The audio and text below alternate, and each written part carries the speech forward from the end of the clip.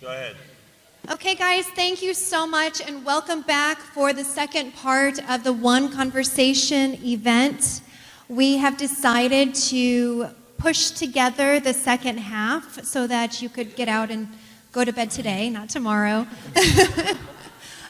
So please continue enjoying the event. We really want to encourage really hard questions to our panelists. We've now added, as you've seen, 3 amazing panelists up here. So give us your best questions to really challenge them. We really appreciate that. So as you can see, we have added 3 amazing new panelists up here to join in on the conversation. And we are going to take a moment to introduce them before we get the talks going again. So the first panelist that I'd like to introduce is Dr. David Lewis, PhD. He is a research microbiologist and a research director and science advisory board member for Focus for Health Foundation. Dr. Lewis is an internationally recognized research microbiologist whose work on public health and environmental issues as a senior level research microbiologist in EPA's Office of Research and Development and member of the graduate faculty of the University of Georgia. Has been reported in numerous news articles and documentaries from Time Magazine and Reader's Digest to National Geographic. He is a senior science advisor to the National Whistleblower Center and a member of its board of directors. Thank you so much.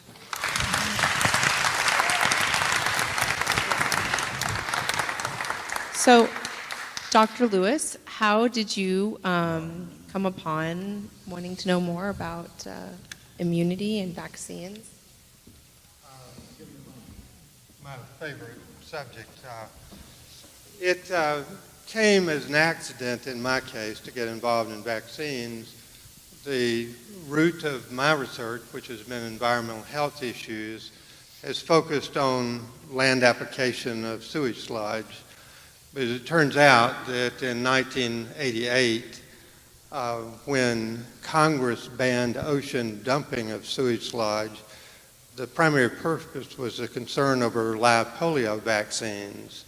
So naturally, along with investigating the risk associated with toxic chemicals, I got into the vaccine issue, because once vaccines are taken and they end up being evacuated through the digestive tract, the colon, and go into the sewage, they often revert back to, from the attenuated version in the vaccine to a virulent version. So you can see why Congress was concerned about this issue back in the days when people like us had control of science and before we lost it. Wow, thank you. Thank you so much, Dr. Lewis. Thank you. Next, I would love to introduce Dr. Gail DeLong, PhD, and I'm sorry my paper is folded here. Dr. DeLong is an associate professor of economics and finance at Bert W. Wasserman in the Department of Economics and Finance at I'm going to say this wrong. Baruch's Zicklin School of Business.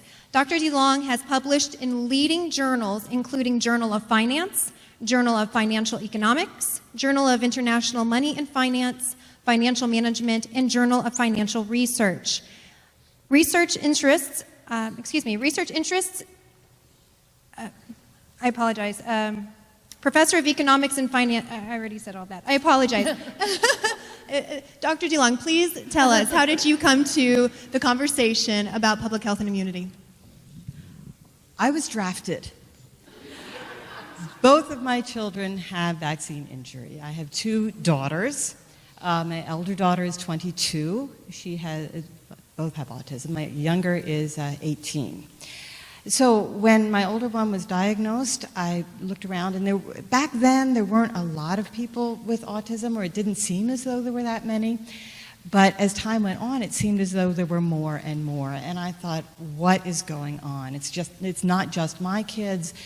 What's going on? Why do we have so many kids who are so sick? As an economist, I decided to follow the money, and I looked and found that vaccine manufacturers cannot be sued. If you or your child is injured by a vaccine, you can't sue the manufacturer, and I thought, that's odd. And so I started some research looking into that area, and I'll share that with you a little bit later on. Thank you, Dr. DeLong. And our final panelist is Dr. James Lyons-Weiler, PhD. He is the CEO of the Institute of Pure and Applied Knowledge, a research scientist and author of 3 books, Cures versus Profits, Environmental and Genetic Causes of Autism, and Ebola, an Evolving Story. Dr. Lyons-Weiler is a longtime veteran in the areas of genomics and a whole bunch of other stuff that I'm not going to pronounce. He's really smart. Just take our word for it. He's a very, very smart guy. Yes, brilliant. So I suggest having a conversation with him after, and you'll see what I mean. Please tell us how you got into the subject as well. Okay, thank you. Del told me to.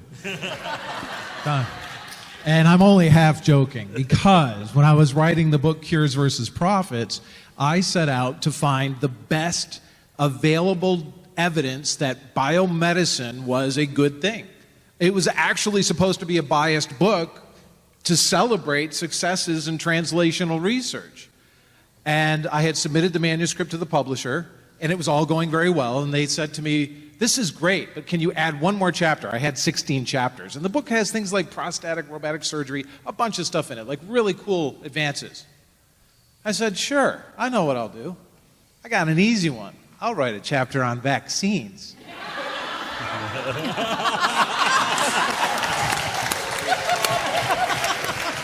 And the show is done. Okay. Thank you very much to our incredible panel of esteemed doctors, scientists, medical journalists, everybody that's joining us this evening to finish up the One Conversation event. Again, please keep your minds ticking for those really hard questions. We got some really smart people up here. Let's challenge them. Okay, thank you very much. Thank you.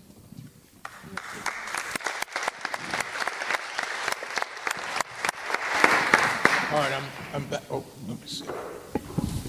Well, when you're in radio, you learn to make sure you don't have a hot mic, because all kinds of problems can ensue, as you guys probably know. We're going to watch a video. Is that correct? Yep. Yeah. We're going to watch a video about the Disneyland measles outbreak and how this is when the whole debate started. In California, the worst measles outbreak in 15 years is spreading. The virus is roaring back into the headlines tonight. An outbreak somehow traced to someone who had probably caught measles abroad visited Disneyland and may have sneezed. Measles on the march in America. This outbreak is showing no signs of letting up. There are already more cases this year than there were. The number tripled to 644 measles cases reported in 27 states. And I mean, is this all basically because of the anti-vaccination movement, because parents aren't vaccinating their kids? Yeah, you know, I think so. A bill that would ban exemptions from childhood vaccines is advancing through the California legislature. We are authoring legislation that will abolish the personal belief exemption. I think you're starting to see why it is that mandates are so important. There has been some inaccurate information circulating about vaccines, mostly stemming from a British study linking vaccines to autism. We still continue to hear that vaccine caused autism, even though that's been debunked. Repeatedly and thoroughly debunked. You may have heard vaccination causes autism in 1 out of 110 children. That. Total it doesn't. The bill requiring children to be vaccinated has passed with bipartisan support. Every child must meet immunization standards before joining public schools, private schools, and daycares. I would strongly encourage everybody, look at the science, look at the facts. CDC, the Center for Disease Control, can give you good information. Get your children vaccinated.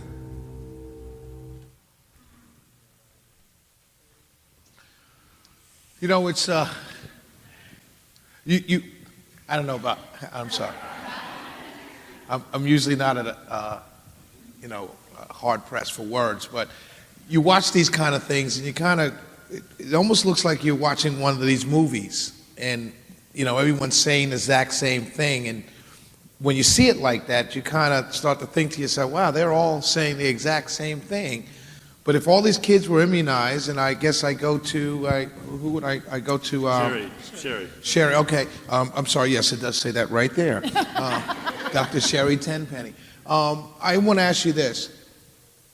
There's a lot of kids at Disney, and 99% of them got vaccinated because the government has said to vaccinate your children against measles, MMR. And there's a measles outbreak. I would think that they were all vaccinated against the measles. Why would they catch the measles if they were all vaccinated? I would think only the kids that were not vaccinated would get the measles. Well, I don't really remember it like this. I remember it more like this. Boy, this is the life, isn't it? Yeah. If you have to get sick, sure can't beat the measles. That's right. No medicine. Inside or out. Like shots, I mean. Don't even mention shots. Yeah. Measles. Well, all the kids have now had the measles. So have I. Well, I had them years ago. Looks like the Bradys are finished with the measles. Yeah, finished with the measles. In fact, I remember when that outbreak was going on and they said 644 kids with the measles, and I thought, lucky them. They're going to have a whole lifetime of immunity now. Lucky them that they had that. Because what ended up happening after all of this hullabaloo in California and everything that was happening out there, it came down to all of those unvaccinated kids, because it's not about the individual, it's about the herd. And we have to all be vaccinated. So I have to be vaccinated to keep you from getting sick, which I've said forever. It's like in all these flu shot mandates, like for healthcare workers. It's like, how does me getting vaccinated keep you from getting sick? When you are a smoker, you eat garbage, you don't take care of yourself, you don't wash your hands, your vitamin D levels in the tank. But of course, if I get a flu shot, it will keep you from getting sick, right? So this whole issue of herd immunity is sort of like the last little bastion of argument. Like one of the questions that came up about, it's better diagnosis, and like Dell said, if we got them pushed into the corner about better diagnosis and they couldn't have made this diagnosis 20 or 30 years ago, then they really need to go back to medical school or have their licenses revoked. I mean, because seriously, it's not about better diagnosis. And look at the numbers. But it's all about herd immunity. In fact, I was at the American Osteopathic Association meeting this last weekend in San Diego, where I was supposed to be on the schedule. They'd given me 3 talks back in June, and 2 weeks before I was supposed to present the talks, the CME department at the American Osteopathic Association decided that my talks were inappropriate for their doctors. And they pulled me off the schedule, and they put 3 pro-vaccine talks on instead. And so there was a big thing that went back and forth, because I said, well, how do you know that my slides were inappropriate? You haven't seen them. And they sent me an email that was a cut and paste of the CDC's guidelines and what ACEP said, that the American Osteopathic Association needs to be pro-vaccine. I said, well, that didn't answer the question. You haven't seen my slides. Couldn't you just ask me to read a disclaimer that says, we neither support or whatever with this whole thing, read a disclaimer, but we know that vaccination is a hot topic and, we want our members to be able to hear this for themselves. Or the third thing was, being a DO and being probably the most knowledgeable osteopathic physician in the country on this topic, don't you think you want your dues-paying members who come to this conference to actually hear from me? Crickets. So when we talk about censorship, it happens at every level. And actually, there was a good moral to that story, is that several of my colleagues were so upset about it, they rented me a room down the street at a Marriott so that I could still give my talk to about 20 people who showed up. So it was really good. But the censorship is really bad. And while we were there, the main thing that kept coming up was, oh, I understand, it's about informed consent. But what about the herd? What about public health? What about the herd? Well, the real issue is that there was herd immunity a long time ago. And there was a natural herd immunity that was actually a very good thing that really did protect people. But now with vaccination, we've changed everything. So these are some key points about herd immunity that I think are kind of boiled down sort of things. And like Bob said, he was laughing at me that I could talk about all of this in 10 minutes or less. But here's your key points, okay? So listen fast. So these are the assumptions that are behind the vaccine industry. Everyone is susceptible. Remember when we talked about that cornerstone study in 1977 that switched the word immunity to susceptible, and that we had to go to eradicationism. We couldn't just have mild outbreaks. So everyone is susceptible. And everyone will be exposed to every one of those vaccine-preventable pathogens. And of course, on the same day, just like how we give all the vaccines, you're going to see hepatitis B, Hib, rotavirus, chickenpox, measles, mumps, rubella, all on the same day. That's why we have to vaccinate you on the same day. And 13 strains of Prevnar and all that stuff. So everyone's going to be exposed. And if you're exposed, you're going to get sick. And not only are you going to get sick, you're going to get worst-case scenario sick. You're never going to have like one little bump of chickenpox, or you're never going to have, just like a tiny little rash from measles. You're going to die if you get those vaccine-presentable illnesses, unless, of course, you're vaccinated. And then you're not susceptible anymore, and not only are you not going to die, you're not even going to ever get sick. Those are the premises of the entire industry. That's the way they think. And if the person who was out talking about asking their doctor, there's no reason to talk to your doctor, because that's what they think. That's what's been indoctrinated over and over and over again. Oh, sorry, next slide. So what is the definition of herd immunity? I mean, what is this thing that we keep hearing about? That if we stop vaccinating, the herd, everybody's going to die because they're going to be susceptible because they're not vaccinated. Well, herd immunity is the presence of adequate immunity within a population against a specific infection. Which brings up another really important point, and we've been talking about this up here, and we talk about it a lot in my class, that we were changing the language to stop talking about measles, mumps, rubella as a disease. Because disease sounds so scary to new parents. Oh, you want them to get those diseases, do you? We need to change that language and just talk about infections. Everybody's had an infection. They've had a sinus infection, a bladder infection. They've had an infection on their fingers. So you've taken down the fear factor that now we're talking about infections. We're not talking about diseases. So we need to change that language. So specific infections. Go back one slide. Okay, so how did we come to accept herd immunity as the reason that we must accept mass vaccination? If we want to keep in a population-controlled basis, how did that suddenly get translated over to everyone is susceptible and everyone must be vaccinated? Next slide. Because this is what natural or real herd immunity was all about. And it really did happen. That when infants that are less than 6 months of age can be susceptible to infections that can be serious, particularly pertussis, even measles at a very young age in a vitamin A deficient population like that you see in third world countries, that they really are more susceptible to a serious illness. But if mothers had had the real infection when they were growing up at the age-appropriate time of like 9 to 10 to 11 years of age, they had the infection, and this is key, in the presence of fever. How important is fever in terms of processing pathogens and being able to maintain your long-term immunity and health? So those mothers who experience that real childhood illness pass that natural protection to their infants through both the placenta and the breast milk.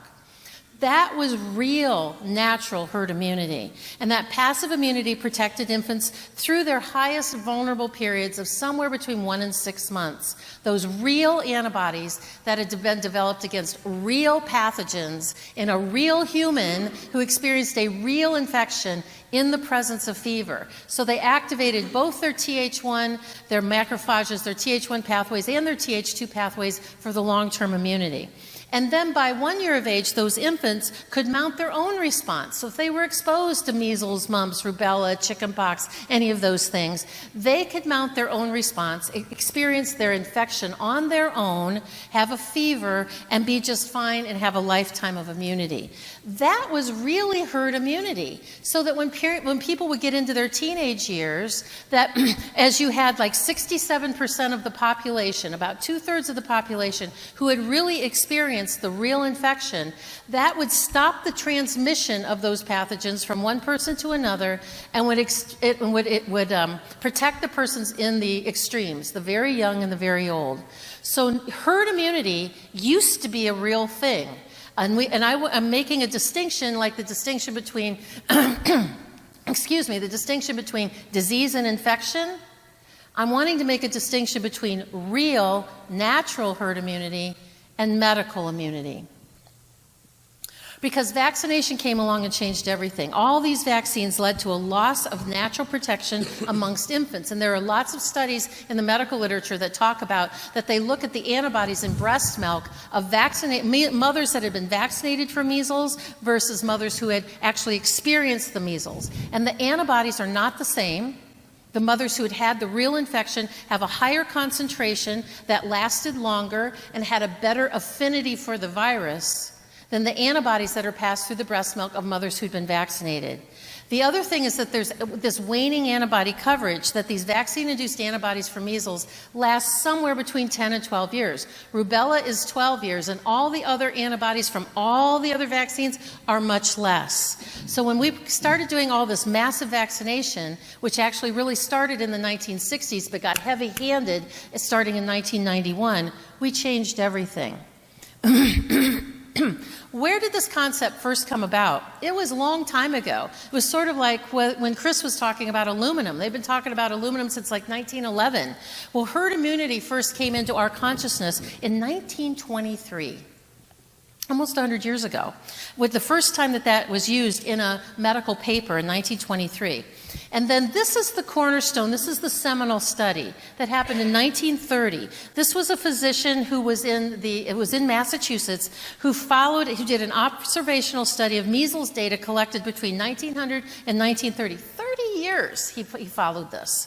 And what he concluded was that when 55%, a little more than half, or more than that, had real measles in children under 15 years of age, the outbreak stopped. That stopped the transmission, and it appeared as though the lack of transmission protected the herd who had contracted measles. 55% to 60% needed to have the real infection and real natural herd immunity. But what does the vaccine industry say we need to have in terms of a vaccination rate to have herd immunity? 95, 97%, something like that, because it doesn't work. Because it doesn't work. But that's a really, that's the seminal paper. That's the place where this started back in 1930. And then this is where the language started to change. In 1936, Greenwood had a textbook, the textbook of epidemic and crowd disease, referred to herd immunity, one of the earliest appearances in a medical textbook. And this is where the language started to get really fuzzy, when they started talking about immune, meaning vaccinated. Not immune because I'd had the real infection and I had recovered and my whole body has a lifetime of immunity, but immune started to mean vaccinated, and unimmune or not immune meant to be susceptible were the unvaccinated. And this is the other landmark study that is really important in terms of cornerstone stuff about herd immunity. And this came out in 1971. So I want to read this and then we'll break it down just real quickly. The purpose of an immunization program is to reduce the supply of susceptibles, meaning vaccinated, to such an extent that the probability of spreading an illness is very small. But no matter how large the number of the vaccinated population is, there'll be some little pockets of unvaccinated people out there that are susceptible that could blow up into some big epidemic. 1971, now compare that to measles in 2014. Oh, it was those unvaccinated little susceptibles around there that created the 663 people that got sick and raising epidemics. Because we started talking about vaccinated, meaning being immune, not healthy, being able to resist infection. That started in 1971 and has continued. It hasn't stopped. And so this is so they started talking about susceptibles being unvaccinated. So that's where this all comes from. So if you know a little bit about the historical fact of how we got here, you'll understand how this is all planted into people's brains. Then the other thing that they said is that the only way that medical herd immunity or vaccination really works is if it breaks the chain of transmission. So you get a vaccine, you get an antibody, and you're around sick people, the antibody will stop some of that transmission, which is another long discussion, but that's where this whole argument comes from. Except that many of the vaccines we get don't even follow that particular mode of thinking. That medical herd immunity does not apply to most vaccines. I mean, you get a hepatitis B vaccine, how can you not spread something you don't already have? In a toxoid, a tetanus vaccine, diphtheria and pertussis, they protect the person ostensibly who's been vaccinated, but that does nothing for the herd. Nothing. So the next slide. And oral polio vaccines has live viruses, so I get oral polio, I can shed that virus to somebody else. So I'm not stopping the transmission of infection, I'm actually inducing the transmission. The rotavirus, the same thing. Chickenpox and the shingles vaccine can both shed viruses. And flu mist, which is one of the vaccines that they removed and now they brought it back, it spreads live viruses for up to 21 days according to the package insert. Next slide.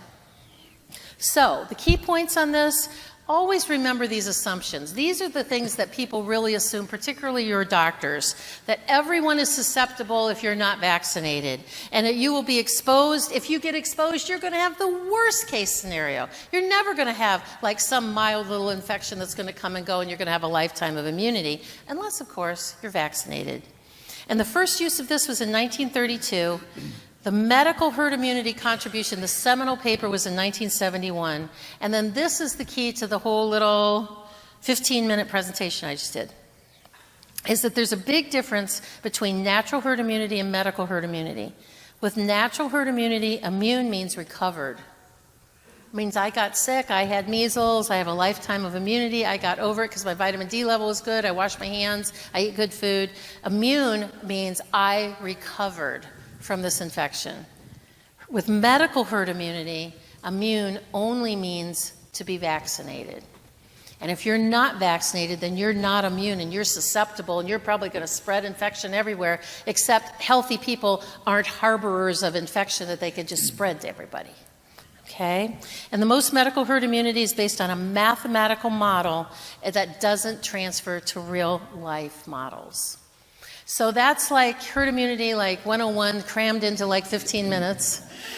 And so I hope that now you will understand where this comes from. The historical backdrop, how immunity is meant to mean vaccinated, and how the herd, if they think that you have to have a 97% vaccination rate, even though with real natural herd immunity, it only needed to be 55%. So there you go.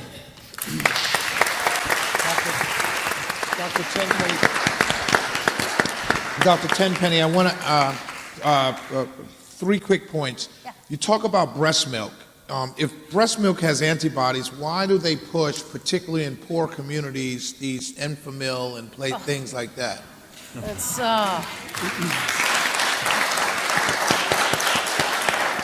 Tony, you want to answer that? Yeah, well, I don't know if you remember, I don't know how old you are, but in the 60s and 70s, Nestle went in to third world countries to really promote switching. It was in the 60s to promote bottle feeding as opposed to breastfeeding, and the campaign targeted people and lower socioeconomic people and people in the third world, and it made it so breastfeeding was a thing of the past and looked down upon, and it became a cultural norm now to bottle feed. And I've done a lot of response work in Haiti, and we could not, as hard as we tried, it was very difficult to get the mothers to breastfeed their babies and not want to use milk, because it was socially engineered to have people believe that it's better, that this is better because this is scientific milk in a bottle, and that's a better option than breast milk, and they felt kind of dirty about breastfeeding. Well, then here's the follow-up to that. That Nestle went in and did all of that, and then as soon as they, over years, had the mothers psychologically transition to that, Nestle pulled out. And Nestle pulled out and stopped delivering milk, and thousands of babies died. And that's a true story. Also in your slide, one of your slides, you were reading, and I don't remember which one, but there was a very important statement. It was the 71 study. And it said the herd mentality, if you had a certain percentage, 55, I think that's the slide, but there was a comma, and it said such as low economic neighborhoods. Yep, that's what it exactly said. Yeah, can you So what they're talking about is they really think, there have been a lot of studies that have been done that said that the higher vaccination rates are amongst the more educated and the more affluent because they go to the doctors more often. So we may find in Hispanic communities or in African American communities or in the slummish areas that those are pockets of kids who are unvaccinated, which again, it sort of goes to what we talked about the first time. Those are also the kids that probably are not living in the best of circumstances, probably don't have the best diets, and on and on. Because I was talking earlier, and the sisters were saying that you can't get WIC and different government benefits unless you're vaccinated. Yep. So is that how they ensured low economic neighborhoods got vaccines? I think you're right. Yep. I think you also have an added issue there, and when we talk about African American populations have higher amounts of autism, things like that, we're seeing that. I think one of the issues you have is because these programs force vaccinate and you can't get the financial benefit, I think a lot of us believe that they're packing more vaccines in those kids in one visit to get it over with, and maybe creating a lot more injury in those communities. In fact, they call that concept, they call that capture. Capture. If kids are behind on their vaccines and now you got this child in front of you, you want to catch them up and capture them and give them as many vaccines as need to be on that visit because you don't know when you might see them again. So they use the term called capture. It's called capture. For kids. Yep. Yep. Isn't that nice? When you talk about the live virus, so this is flu season. I don't get flu shots. I never have for no particular reason except for I have no idea what you're shooting me with, so I never really wanted it.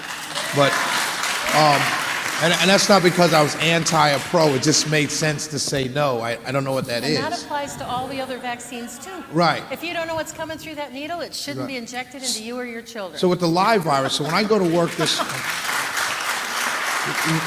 when I go to work and they have the free flu shots downstairs and everyone's going to get free flu shots, am I more susceptible to getting sick because now everyone's walking around with a live flu virus? The shot's not live. The shot's not live. live. The shot's not live. Okay. Only the nasal is live. But when you get a shot, a flu shot, you are 4 times more. There's been research done in Hong Kong and Canada repeated it a few times because they didn't like the results. They were hoping it was wrong, and it wasn't. But when you get annual flu shots, first of all, you're twice as likely to get a novel flu strain, which are more virulent. But when you get your flu shot, you're about 4 times more likely for the next several months to get serious upper respiratory tract infection. It might not be influenza, but only 7 out of 100 cases of flu are influenza anyway. When someone gets a flu shot. No, I understand, but they're not spreading live viruses. They're not? Okay. No, they're not. Gotcha. Only the nasal. Only the mist. They can, and some vaccines, they can pick up for some vaccines, they can pick up a wild type infection if they're vaccinated without presenting any symptoms. Pertussis is a great example. But flu shots not. So if you feel like you're protected because you're sitting next to a person who's vaccinated, if it's one of the pathogens that are known to induce asymptomatic, go ahead. We can. If you think that you have a pathogen that can cause an asymptomatic infection, mothers who get vaccinated against pertussis can then acquire a new infection and spread it to their family. Colonized. And my biggest complaint is that medical doctors get pertussis vaccinated, not the smart ones, get vaccinated against pertussis every 10 years. And they're most likely the number one source, a hidden source of pertussis spreading in the population, and I think they should wear masks. And we're going to go to Dr. Sears. We're going to talk about, and this is, when I read this, I got very excited. We're going to talk about, you're going to talk about mandatory vaccination laws. Please, I am fascinated to hear this. This is, I think and then we go into the money, and I think we'll have a real complete picture of what we're dealing with. Okay, all right. So I'm going to talk about why mandatory vaccination laws are unnecessary and in fact won't even work, and why they are so wrong for our society. And this really stems from the law that was passed in California 3 years ago that made vaccines mandatory for every single school, every single daycare and preschool in California. It's already that way in West Virginia and Mississippi. And my fear is that they will try to make it this way in every single state in America in the decades to come. Fortunately, some states have tried to do the same thing since California, and no one succeeded yet, because we're now fighting it and now everyone's learning. But the fight's not over. I mean, they're going to keep trying and trying and trying. So there's 3 reasons why these laws are bad, why they won't work. First of all, there is no infectious disease crisis that warrants the exercise of governmental police powers to take over our rights. There's no infectious disease crisis. Now, you saw the Disneyland video. It sure looks like there's an infectious disease crisis when you see it presented that way on the news. There is not, and I'll tell you why. But they have to use fear in order to pass these laws and convince the public it's okay. Go to the first slide there. This is what measles has done since 2010. We've had very low years. We've had very high years. In fact, if you go back, if we had data going back to 2000, you'd see a very similar pattern. There's been an average of about 128 cases a year, every single year. We've never had a 0 year. 667, you saw that on the news. Cases of measles tripled, and then they showed the entire country nationwide. Cases of measles have tripled.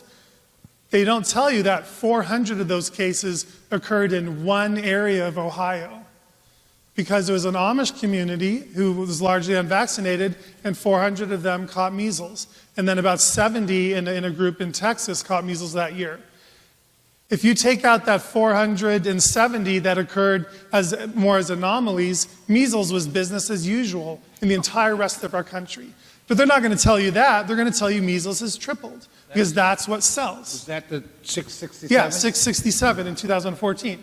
So when you're doing statistical analyses and there is an anomaly like that, you don't look at it. It's an anomaly. It happened once for a very unique reason in the Amish community, but it's been measles as usual everywhere else ever since then.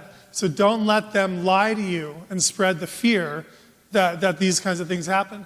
Plus, you'll see they say measles was eliminated in 2000, and now it's back. Now it's coming back. That's also a lie, because if you look on the CDC website and you track back and try to see how many measles cases occurred in the year 2000, you'll see the number 86.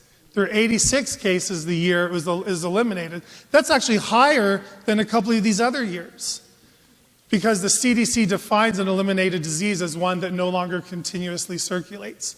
They still consider it eliminated from the United States.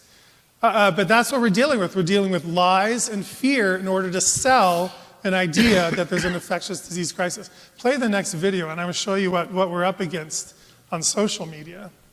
Measles is making a comeback in the U.S. A staggering 54 cases were just confirmed in Minnesota.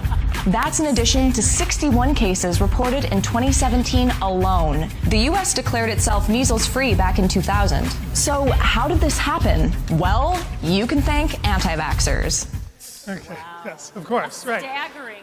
It's the fear, because again, anti-vaxxers, those who don't vaccinate, are dirty, dangerous, contagious people that don't deserve equal rights in our society. And we're going to talk about that at the end of this discussion as well. That's what they're saying. So you have to spread fear. Whooping cough is the other disease that's going around. And as we said already, the whooping cough vaccine is one of the vaccines that doesn't stop you from catching the germ if you're exposed, having the germ replicate in your respiratory tract, and then spreading the germ to others. The whooping cough vaccine only does one thing. It makes you probably feel less sick while that's all going on. The downside is that you don't even know you have whooping cough, so you're not staying home. You're then going all over the place, spreading whooping cough everywhere, because that particular vaccine doesn't work that way. It doesn't work like the public thinks it does. Everyone just assumes you get a vaccine, you're 100% immune in every single way, you can never catch that disease, you can never pass it to anybody else. That's absolutely not true about the whooping cough vaccine, and it's not true about the tetanus vaccine or the diphtheria vaccine, and it's not true about the injected polio vaccine as well. The injected one we give now only gives you some blood antibodies. It doesn't stop you from getting polio in your GI tract and being contagious to others with polio. So you can't make the herd immunity argument with many of these vaccines. The media will try to do it anyway because, again, fear sells. Interesting, if you're going to pass a mandatory vaccination law, there has to be something wrong with the status quo. What we're doing now has to not be working. That's why they have to spread the fear about disease and say, now we need a mandatory vaccination law because there's too many anti-vaxxers, there's too many people not vaccinating because that's going to matter. I find it interesting, in California during the measles outbreak that led to this law, there wasn't one single case of measles transmitted in any schools, nowhere in California. Over half the cases were in adults, and all the childhood cases were not passed in schools, yet they still found it necessary to pass a mandatory school vaccination law. But again, fear reigns. But what I hope is that you, the public, are smarter than that and smarter enough to see the lies when you see them. I want to go to the next slide. Actually, go back. I don't want people to read this yet. We already talked about this. See, again, I'm ahead of myself. Most vaccines don't even prevent the spread of its disease. That's the second reason why mandatory vaccine laws are unnecessary and they won't work, because most vaccines don't work that way. Gosh, I already told you all this stuff. So yeah, show this slide. Go back. This was a baboon study in which they vaccinated some of the baboons and they didn't vaccinate some of the baboons against whooping cough. And this study was actually done by a researcher at the FDA and a researcher at the NIH, right? Two governmental organizations, very esteemed researchers. This wasn't Joe's granola journal. This was a study done by the FDA and the NIH researchers. Anyway, vaccinated baboons and unvaccinated baboons living in the same community, and they introduced pertussis. They introduced whooping cough into that community. Everyone caught it. Almost everyone caught the disease as expected, the vaccinated and unvaccinated. But what they found was interesting. The unvaccinated baboons only caught the disease once, and they were very unlikely to catch it again. So therefore, they were only sick once, and they were only contagious to people around them during that one time period. The vaccinated baboons were much more likely to catch the disease again and again. Therefore, they're contagious for a much longer period, simply because the vaccine doesn't work the way people think all vaccines should, just magically work somehow by completely creating immunity. So that's something very important that we learned from this study, and that's why we have whooping cough outbreaks. And again, what's interesting is 8 out of the 10 diseases that are part of the mandatory vaccine law in California are not transmitted in schools. 8 out of the 10 mandatory vaccines don't circulate in schools. Only chickenpox and whooping cough does. And we know vaccinating against whooping cough doesn't even matter for that kind of immunity. And some vaccines, of course, some diseases don't even spread in schools. Hepatitis B, that doesn't spread in preschools, doesn't spread in elementary schools. Yeah, if your teenager gets a tattoo and comes home on the back of someone's motorcycle, yeah, maybe it's time to get the hepatitis B vaccine, but not babies, because these things don't spread in schools. But the powers that be, the legislators decided, they got to be mandatory. Vaccines are just that good. They have to be mandatory. Who cares if it's not going to work? So I want to talk to legislators for a second. Can I look at the camera, Del? Is that allowed? Sure.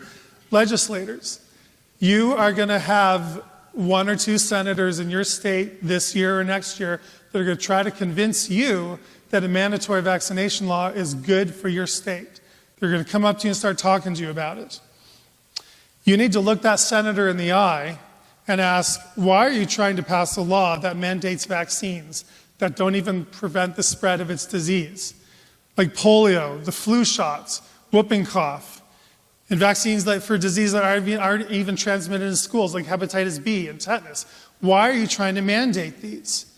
If that senator can't give you a better answer other than, vaccines are great, their diseases are bad, we need to mandate all of it. If that's all they can say to you, then they have no business being an elected official, and you have every business to shut down their law and represent your constituents and stop mandatory vaccination laws in your state.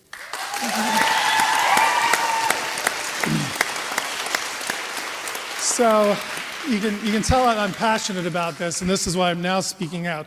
And then the third reason is I can just briefly, because we've touched on it, but no one else has shown the IOM 2013 report, so I'm going to show it. The uncertain safety profile of the CDC schedule, I think, makes mandating these vaccines ethically problematic. You hear vaccines are safe and effective. You hear that all day long. Well, you can keep saying that until you're blue in the face. What you can't say scientifically is that the CDC schedule of vaccination is proven safe. You can't say that at all. Show the next slide. Yeah, here's the Institute of Medicine 2013 report on childhood vaccine safety. They say studies designed to examine the long-term effects of the cumulative number of vaccines or other aspects of the immunization schedule have not been conducted. The studies have not been conducted. Existing research has not been designed to test the entire immunization schedule. Our committee found a paucity, that means almost nothing, of information, scientific or otherwise, that address the risk of adverse events in association with a complete recommended immunization schedule. So yeah, vaccines may be safe and effective, but you cannot say that about the schedule, and that's also why they shouldn't be mandated, in my opinion. And Shelley, I'm curious to get your take on this next point, because what I think those who are pro-mandate and who are against informed consent are trying to do is they're trying to create this environment of discrimination against those who choose a natural immunity lifestyle and a natural approach to immunity. What's going on is the media, elected officials, even doctors are spreading the lie that families that don't opt in for vaccinations are dangerous. If you don't opt into those 70 doses of 54 injections, you are a dangerous person. So therefore, it's okay to discriminate against you. You call it justifiable discrimination. And if they can sell that lie to the public, then natural immunity people will become a discriminated minority. So how are doctors personally involved in this? Well, they're warning new moms not to let anybody around that new baby unless they get the Tdap vaccine and the flu shot and whatever else vaccines. Grandma can't hold the baby. Grandma can't come over. Shun your neighbors. Disown your own family. I can't tell you how many patients I see, they don't vaccinate. They've been kicked out of their family. They can't go visit their cousins, family reunions. Even though most vaccines don't prevent the spread of that disease, especially whooping cough, your baby must get that shot. Now, if grandma has to choose between the baby and the side effects of the Tdap vaccine, what do you think she's going to choose? I have a clip to show you, which is There's something out there. It's a highly contagious disease. It can be especially serious, even fatal to infants. Unfortunately, many people who spread it may not know they have it. It's called whooping cough, and the CDC recommends everyone, including those around babies, make sure their whooping cough vaccination is up to date. Understand the danger your new grandchild faces. Talk to your doctor or pharmacist about you and your family getting a whooping cough vaccination today. Now, notice there are no lies in that commercial because they never actually say grandma getting the shot is going to prevent her from spreading the disease to the baby. They just say the disease is bad, grandma can catch it, and whooping cough is bad for babies. That's all true. So they're not technically lying to you, but you see what they're doing. They're telling a new mom, grandma ain't coming over unless she gets her whooping cough vaccine. Doctors are kicking patients out of their office over this. In Orange County, where I practice, I'm one of the last pediatricians who will still see people who don't get the complete vaccine schedule.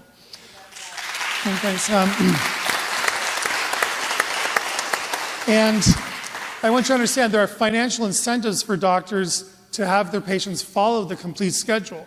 Doctors get a year-end bonus from their insurance companies if they have a 95% or higher complete on-time vaccination rate. Doctors are in some states now won't be registered in the premier status of their HMO tiers, like those 3-tier systems. You can't be in the gold tier or the premier tier as a doctor unless your office has a 95% vaccination compliance rate. And now in some states, shots are only being covered if they're being given on the CDC vaccination schedule. They won't cover them any other way in some states. So now they're working financially against these choices as well. But I want to look, touch on why I think this is getting very ugly. It's because they really are discriminating. They are labeling your children as dirty, contagious, dangerous, less deserving of equal rights. Remember, separate but equal, bathrooms, drinking fountains, classrooms, sitting at the back of the bus, separate but equal schools and education. Well, now our kids in California don't even get an education in a school. They get educated at home. I worry that they're not going to even let us on the bus, not let us go to the parks. This is discrimination. And yeah, this is nothing like the discrimination that we've perpetrated on other people in the past. No comparison yet. But this is how it starts. It starts with one idea. You people are dangerous. You people don't deserve equal rights. And it has to stop.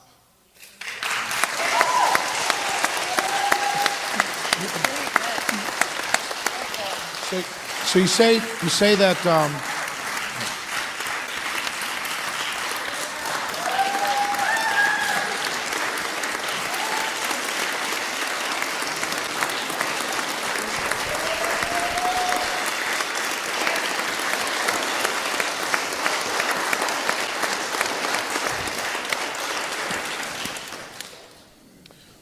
So you say, and it's just in a couple states that it's mandatory, but I've been told, and you guys correct me if I'm wrong, that if you go to public school, that you have to you have to show that your kid's been vaccinated before they're welcomed into public school. Is that not? No, not in about 46 states or 47 states. There's still religious or personal exemptions. Well, okay, forgetting the exemption. For public school too. Right, but forgetting that because if I have to get an exemption to something, if I can't just say I don't want my... No, you can say that in most states. In most states you can. Yeah, even public school, but they don't tell you that. Okay. They tell you it's mandatory. That's what I'm saying. You have to show your shot record. That's what I'm saying.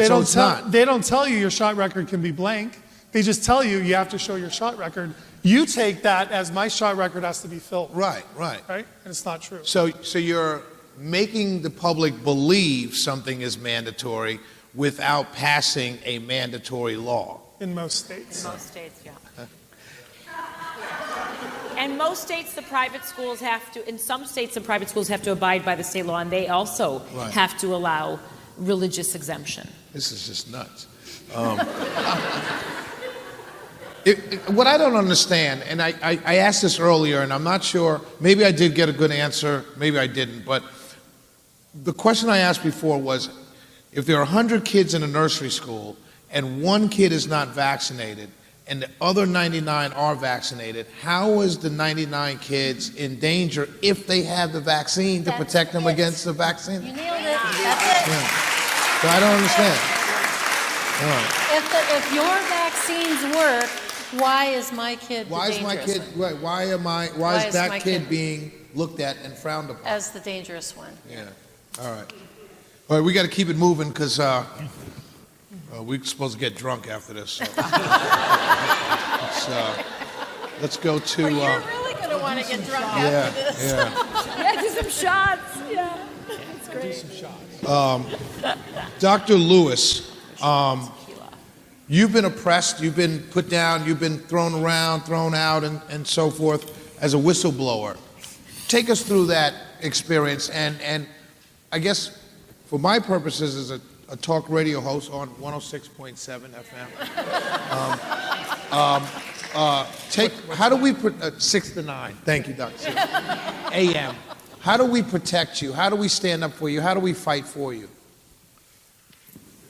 Thank you, and let me begin by saying I was born in South Georgia. I have none of the genes that are required to speak fast. I missed it. I'll go back to it. I'm sorry. I am going to try. So Shaw and Shannon invited me to be here to fill one of these canceled chairs to talk about my personal experiences with whistleblowing and with oppression. Over the last several decades, I've gotten a lot of personal experience in that. So for a scientist, when you talk about whistleblowing, it means basically that that scientist is publishing research results that don't agree with scientific papers or bodies of scientific literature that are used to support government policies and certain industry positions. And I fell into that category. My area of research, as I indicated earlier, has to do with what Congress did in 1988, which was to decide to ban ocean dumping of sewage sludge. So my research over several decades into that subject was published in Nature, Lancet, Nature Medicine. I covered infection control and toxic chemicals. So a broad range of leading scientific journals published that research. It was well received and stands rock solid today, every paper I ever published on this subject. But as a result of publishing those papers, for which I was awarded the Science Achievement Award by EPA, my employer, where I was a senior research microbiologist, the Science Achievement Award in 2000 by the EPA Administrator, Carol Browner. Also, more recently, just a couple of weeks ago, the Sierra Club gave me a Distinguished Service Award for that research. So it's still having an impact today. That research that I published changed government policies at EPA, at the CDC as well, and at public health organizations worldwide. So we're talking about, in my case, fortunately, a very broad and well-respected body of science. But my top supervisor in Washington, D.C., I worked in a little lab in Athens, Georgia, not far from here. It just so happened that the top of my chain of command was the person who came up with the land application of sewage sludge policy that my research ended up being focused on. So if my research was valid, he would be the first casualty. So Henry Longest claimed in an email that my first paper published in Nature in 1996 on this constituted a violation of the Hatch Act. It was political activity by a government employee, which is punishable. It's a federal crime. Wow. I'd be sitting in federal penitentiary today if he had prevailed with that. Fortunately, Congress got involved. The House Science Committee held 2 hearings into the retaliations by Henry Longest and others against me and passed the No Fear Act of 2002, which specifically cites my cases to protect other scientists and other federal employees such as myself. So after that, which took Henry Longest out of the loop, EPA ended up paying over $500,000 to settle my whistleblower complaints. Right after that, Synagro Technologies, Inc., headquartered in Houston, Texas, put together, with help, breakfast and lunch with the head of EPA's Office of Water, sub-office on wastewater treatment issues. They had breakfast and lunch and worked together on a lengthy white paper that accused me of embezzling money, basically, from EPA by spending funds on my research that EPA had not approved. So another charge that would end me in a federal penitentiary if it were true. It also, the white paper said that my research itself inherently involved research misconduct because it was my personal interest, not actually credible science. So it went on and on. So I filed a lawsuit against Synagro, which Synagro quickly settled and withdrew the allegations of research misconduct. So that took care of that until Brian Deere got onto my case and republished Synagro's allegations. And this after EPA's Office of General Counsel and Office of Research and Development in two separate investigations concluded that none of Synagro's allegations had in any basis in any facts. So Brian Deere comes along and he republishes that on his website, and Fiona Godley, the editor-in-chief of British Medical Journal that published all of Deere's articles against Wakefield, linked to it. So that was the next step in retaliation against me. It was widely covered. They basically tried to do the same thing to me that was done to Wakefield. The reason Deere got on my case is because I got interested in the allegations over the vaccines because it relates to my own interests. This spreading of sewage sludge in the oceans that Congress banned because it contained live polio vaccine and other live vaccines and toxic chemicals. So for a legitimate reason, I took an interest in why was Wakefield being disassembled over something that the United States government actually took that position in 1988 and banned ocean dumping of sewage sludge for that reason.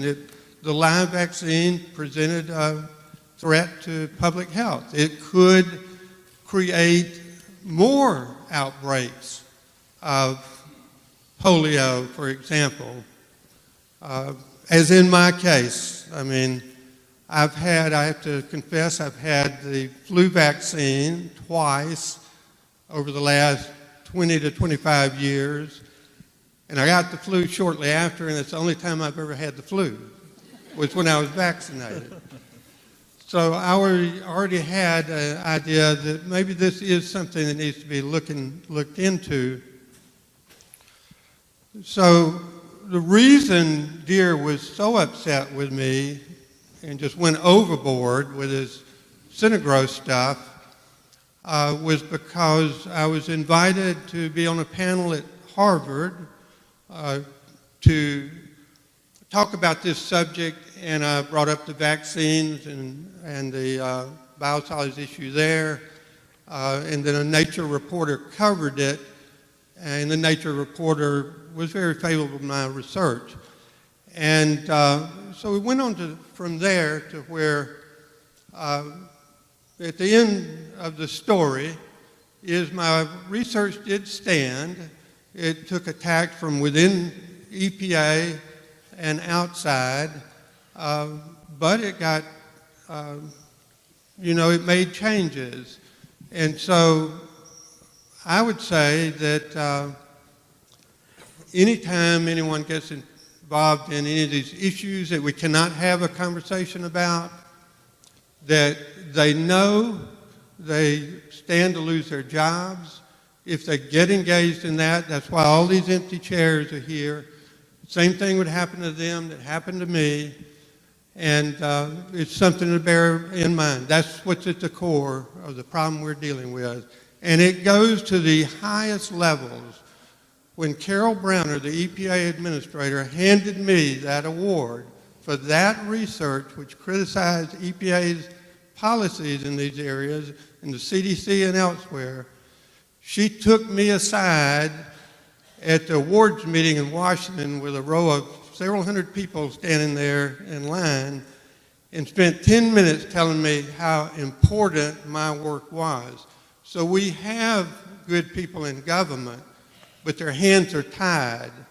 She was asked by someone at the White House if she's ever paid attention to what was happening to me, and she said, I am overruled at the highest levels. So that's how high all this crap that we're getting, like I experienced and others here, is coming from. Thank you.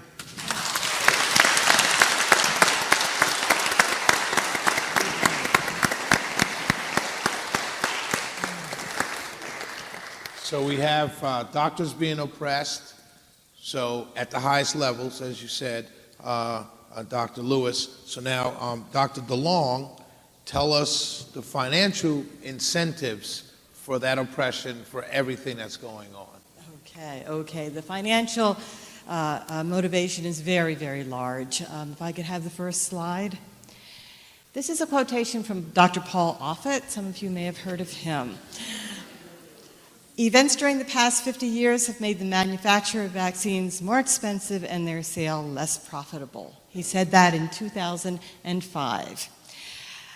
I thought, I wonder if the stockholders of these drug companies know that the sales of vaccines are less profitable, and he makes it even seem as though they don't make money off of this at all. So, being an economist, oh, and by the way, I got some heat for that. Why is an economist doing all of this? Sometimes you need somebody from outside the healthcare profession to ask the right questions. And that's what I'm trying to do. So if I can have the next slide, please. Here are the numbers. Okay, we have vaccine sales being between 10 and 20% of the revenues of essentially these four companies. So the vaccines make up a huge amount of their sales. What we don't see is that behind those vaccine sales, there are very few costs. These companies don't have to advertise. Vaccines sell themselves.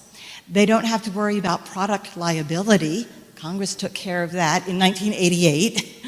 So they were doing some good things, but they were also doing some bad things. And so even though it represents between 10 and 20% of the sales, those sales are just money that these companies have printed. Okay, if I could have the next slide, please. And not only are these, they represent a large portion of these four firms, it's the only area that's growing. And this is from some newspaper rag, the Financial Times. Okay, the Financial Times has said vaccines are a shot in the arm for big pharma. So if people say, oh, we don't make any money off of vaccines, we just do it because it's the right thing to do, please don't believe them. There's real money in it. In fact, there's real money in a particular vaccine, the HPV vaccine. If I could have the next slide, please. HPV, this is from the Institute for Vaccine Safety. HPV vaccines are among the most rigorously studied vaccines for safety. No serious adverse events have been associated with the HPV vaccine. Okay, could I have the next slide? And this is another time I stepped back and said, okay, what's going on? I looked at the birth rates for women aged 25 to 29. And this is a chart showing what the birth rates were doing from 1995 into 2015. And they were pretty much steadily climbing to, can I use this? Yes. Oh, no. Oh, I see. Okay, climbing till about 2007. And then all of a sudden you see, in 2015. Now, when it first started happening in 2007, as an economist, I agreed with what was going on in the news. Oh, it must be the recession, right? The recession, people are putting off having babies. That makes sense, right? A little worried about it. But the recession's been over since 2010. That was one thing. Plus, it was also happening among teens. The teen birth rate was plummeting. And I don't know about you, but I don't know too many teens who really care about the economy, right? They're not saying, oh, we can't do this because we're in a recession. All right. They are. Okay, so something weird is going on here. And if I could have the next slide, please. I crunched some numbers, all publicly available numbers. I looked at the NHANES, the National Health and Nutrition Survey. And they had two questions on this survey. One was, have you ever been pregnant? To the women, of course. And have you ever received the HPV shot? So, and I should mention that in the community, the vaccine skeptic community, when we saw the previous slide, we said, we wonder if it's the HPV vaccine. It could be, maybe it is, maybe it isn't. Let's somebody should look at that. So that's what I did. Crunched some numbers, and I found that women who had received the HPV shot, and these are women ages 25 to 29, the years that you're typically at least thinking of starting to have families, 35% had been pregnant at least once. Okay. Women who did not get the shot, that same age group, 60%, a little over 60%. So the 25% to almost 26% difference. Among married women, there was also this 26% difference, but it was of a higher number. The women who received the shot, 50% had been pregnant at least once. Those who did not receive the shot, over 75, had been pregnant at least once. So the idea that that the HPV shot might have some kind of influence, I think, could be explored. I'm not saying that this correlation is causation. I'm not saying that the HPV shot causes infertility, but it's something we have to look into. And some people said, well, it could be that the women who received the shot, they're taking more birth control. Fine, look into it. Some people trashed the study. They said, oh, well, she didn't look at birth control. I mean, there are some very limited data in the data set that I used looking at birth control, and I looked back on it, and it seems as though the women who received the shot, at least the married women, actually used less birth control. So their numbers should be higher. Again, we need to study this more. And other possibilities could be aluminum. We talked about aluminum, and also the polysorbate 80. So but this suggests something is going on that we really need to look into. Okay. If I could have the next slide, thanks. A third area that I looked at was vaccine safety before and after. Actually, could you take it back? Oh, could you take it back a slide? Oh, excuse me. Oh, take back a slide. That's okay. That's okay. Yeah. Back one. Yeah. Bobby Kennedy Jr. is very involved with this vaccine safety and children's health in general. He has the Children's Health Defense Organization, and he found out that the government has. Since 1988, when we had the National Vaccine Children's Injury Act passed, that the government was supposed to be reporting on vaccine safety every 2 years. And so the Secretary shall promote development of safety of childhood vaccines that result in fewer and less serious adverse reactions in those vaccines on the market on December 22nd, 1987, when the legislation was passed. And prepare a report every 2 years on vaccine safety. These reports have never been done. They were supposed to be reported every 2 years. What are you doing for vaccine safety? Because notice what we did with the legislation. We were saying that companies, vaccine manufacturers, were no longer liable for injuries caused by their vaccines, since vaccines were so necessary, according to the legislation, for our society that we can't sue the manufacturer. But the legislators saw that would take away some of the incentive to make safer vaccines. So they said, look, we need a report on vaccine safety. Now, if I can have the slide, thank you. So I looked at the injury reports on VAERS, and we've already talked about how the vaccine adverse events reporting system is probably not the best source, but it's the only one around. Another problem besides underreporting is that we don't really have a denominator. We don't know how many people received the shots, or we don't know how many doses were given.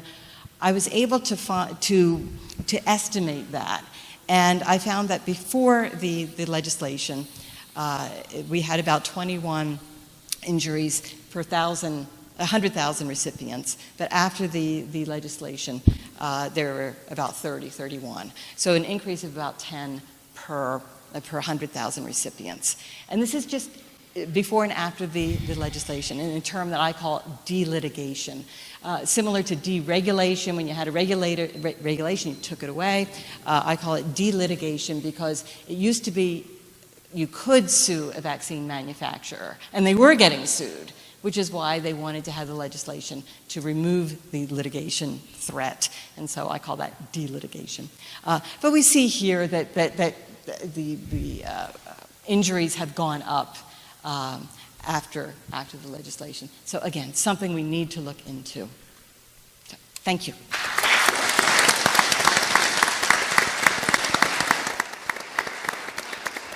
Two questions. Who's buying the vaccines?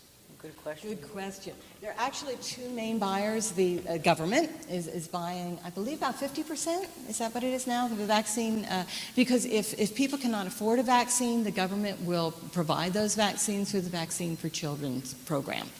And also the private insurance company, or the insurance companies reimburse the doctors. Yeah, so the doctors are buying them directly. And I know of one doctor, by the way, who took her family to Tanzania on the Sky Miles she earned on her credit card by buying vaccines. Wow. So, I mean, there is a conflict of interest. If I'm poor, I have children, I can't afford to have a vaccine, when I go to the doctor, do I just get the vaccine? Do I have to fill out paperwork? Do I have to go through because if I can't feed my kids, I have to go through an onerous process to get food stamps. Do I have to go through an onerous process to get vaccines for my children if I'm poor? There's actually a process that the doctor, so certain patients at a certain socioeconomic level qualify. I don't know if Dr. Sears can speak more to it. This is all I know. And if they qualify, then you actually, as your practice, you get them at a subsidized rate. Right, gotcha. Right. So, and then there's free clinics. There are also clinics for Medicare, Medicaid providers. The last question: who finances the Institute for Vaccine Safety? Well, that's an interesting institute. It came about. There were some scientists who were concerned about vaccine safety. And they actually recommended a national vaccine safety board similar to the National Transportation Safety Board that is away from Washington, away from that kind of influence. But obviously that never materialized. They wrote a paper in the early 2000s recommending that. And so they decided to set it up themselves. Gotcha. But somehow they got captured in the meantime. Right. It was Dr. Salman and Dr. Halsey were the first ones to say, hey, we are concerned about vaccine safety. Right. But then somehow they set up this institute that now says, oh yeah, well, we looked into it, don't worry. Gotcha. That's because it seems like one of those things that companies set up all the time, like cigarettes are great foundation, and and it's funded by cigarette companies. Dr. Lyons-Weiler, how are studies selected when they're used to assure safety? And recognize, just want to tell you, these guys have been here for a long time, and they know that we're getting to the end. So understand that you're up against maybe an angry mob. the longer you take. No pressure. No pressure. Okay. Take your time. Take your time. Well, that's okay. So, first, you asked a question earlier about how do you talk to your doctor about the diagnosis. Is it really going sky high? Is it really increasing? The reference you want to print and give to your doctor is Cynthia Nevison and Mark Blaxill. And see me afterwards for it. There's actual studies that show that the increase is not entirely due to differential ability in diagnosis, but some of it is. So if you can actually hand your doctor the actual numbers and statistics by Cynthia Nevison, she's at University of Colorado Boulder. Okay, the other thing was, I wanted to say, brilliant question about, isn't it possible that, we have healthy people that are taking vaccines mostly, and so there's a bias there. But there's also, there's something called a healthy user bias. A healthy user bias. And in correlation studies, these epidemiological studies, what happens is, and we heard about it, but it wasn't identified as such earlier. I'm sorry, Paul. I'm standing right in front of Paul Offit. How can one man be so wrong about so many things so often? I didn't mean to upstage Paul Offit. Sorry. Here, hold that for me. Anyway, so the healthy user bias absolutely corrupts the use of epidemiological studies in vaccines, because what happens is, I want audience participation. This is why I love you, you love me, right? Please stand up if you stop vaccinating due to vaccine injury in your family. Now, if you went to study these people, they're stopped vaccinating not only because they're, crazy, kooky anti-vaxxers. They're doing it based on empirical observation of data in their own families. Now, look around the room. There's a huge percentage here that do that. And what these people do is they exclude themselves from any study. They won't even enroll. They won't take, right? So they're not present. And so we clean up this data this way even before we get out of the starting gate. And they have every reason not to. You have a very good reason not to. It's a rational decision. You ever slam your finger in a door or something? You don't want to do that again. It hurts, right? So that's a really good question that you asked, very insightful. What I did when I wrote that book on cures versus profits, and I fell down the rabbit hole, so to speak, it was because of Brian Hooker. I heard, when I first looked, I wrote this chapter, it says vaccines are great, they save millions of people. I mean, I was an automaton, really. I was on autopilot. And it was easy to write, but it seemed incomplete because I remembered something about a guy named Andrew Wakefield. So I went to Google, and the Google told me about Brian Hooker. And this was before vaccine came out, but I listened to everything that Dr. William Thompson, who now we know is protected due to David Lewis's struggles, and all these people who didn't show up if they work for government in any capacity are protected, and they could have come out, but they don't know that. So I'm listening to Brian Hooker, and I'm listening to William Thompson, and as a research scientist, of course, I'm listening to everything Thompson says, and not only did they find a positive association of the use of on-time MMR vaccine and an increased risk of autism, and then hide that information from the IOM. I mean, it's literally not in the PowerPoint presentation. They put William Thompson on leave, okay, and then Frank DiStefano went to the IOM and said, what autism? We didn't find any increase in autism. What are you talking about? Can't find the keys to the factory kind of stuff, right? But what I also heard as a research scientist from William Thompson was, oh yeah, we do this all the time for all the studies. That I couldn't believe. That was my red flag. That was, what? We do this kind of thing all the time for all the vaccine safety studies? So what did I do? I started reading all the vaccine safety science studies, literally. So if I could go to the first slide, please, that'd be great. I read 2,000 research studies on autism. My first thing was reading from Safe Minds, where they got the minutes from a certain set of meetings where the IOM was supposed to take this objective, thorough evaluation of the question of vaccines and autism.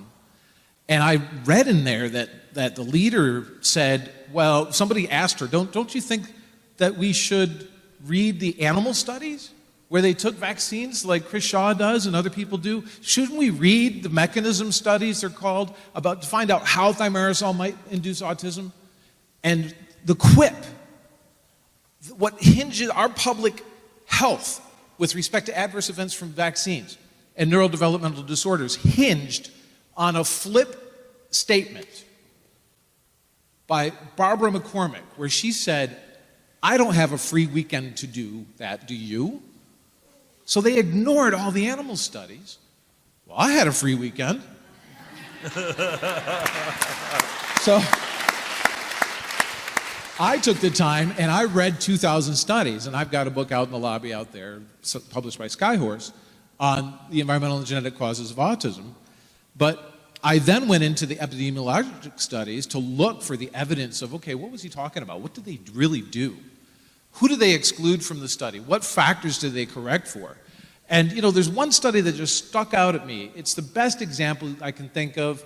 It's the Verstraeten study where they said, well, we're trying to find association between vaccines and autism, but the first thing we have to do is we're going to correct for mother's age, gestational age, how long the pregnancy lasted, birth weight, mother's income, and they corrected for all these variables that are associated with having a low birth weight baby and poor nutrition. So once you correct for low birth weight and poor nutrition, they don't find any association with autism. What do they do when they go to the clinic? If you are low birth weight, high risk of low birth weight, and you have poor nutrition, you got to get your kid the MMR. They don't exclude you. I call that translational failure. When they do something in a study where they're excluding a group of the population, and then they show up in the market and they're vaccinating you and they forgot that they excluded those, that's translational failure. Let's look at please hit advance on the slide, please. So what I did for my most recent project, this is a research study that's under review right now, was I looked at the 46 studies. There's a combination of 46 studies. One, they're made of a group of studies that the AAP sent to the President of the United States of America, showing vaccines don't cause autism, and the studies that CDC lists on their website that say that thimerosal is safe, and studies that guys like Peter Hotez said, okay, well, you know what, these are the 5 studies that I think show that vaccines don't cause autism, and studies that Dr. Offit cited in a paper saying if you're citing aluminum, you're moving the ballpark, you're moving the goalpost. How are we moving the goalpost when they changed the vaccines? So I could say so much about this. I could talk for hours about it, but when they did the thimerosal-containing vaccine studies versus the non-thimerosal-containing vaccine studies, you know what they found? They found this really strange. They were hypothesizing after the results are known, or harking. They found this really strange result where there were health indicators associated with thimerosal. Thimerosal was healthier, so there must be some magical mystery. It's a nutrition or something good for you. What they should have done when they published the papers, they should have said thimerosal-containing vaccines versus aluminum-containing vaccines, and aluminum has higher risk. CDC needs a thesaurus or a dictionary so they learn how to say the word risk.